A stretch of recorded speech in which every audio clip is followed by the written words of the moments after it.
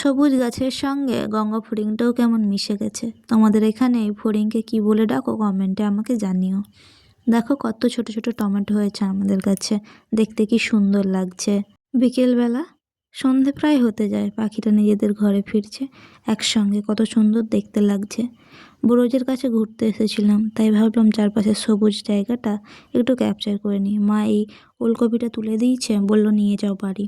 তারপর মা এখানে এসে এগুলো পিড়িং শাক অনেক বড় বড় হয়ে গেছে, আগে একদিনই বোধহয় রান্না হয়েছিল, তো আমি কোনো দিন খাইনি। আগের দিন হয়েছিল সেদিনও খাইনি, তো আজকে মা কাটছে, তো বাড়িতে নিয়ে গিয়ে পরিষ্কার করে রেখে দেবো, কালকে রান্না হবে, খেয়ে দেখবো কেমন হয়। সঙ্গে আজকে রান্নার জন্য কিছু ধনেপাতা তুলে নিলাম। এই দেখো এতগুলো ধনেপাতা তুলে নিয়েছি আমি। সন্ধ্যাবেলা সব কাজ সেরে, মানে রাতের রান্নাটা সেরে নিয়ে বসে গেছি শাকগুলো বাছতে। পরের দিনের কাজটা একটু এগিয়ে থাকবে। তো চলো আজকে আসি, দেখা হচ্ছে পরের ভিডিওতে। ভালো থেকো সবাই।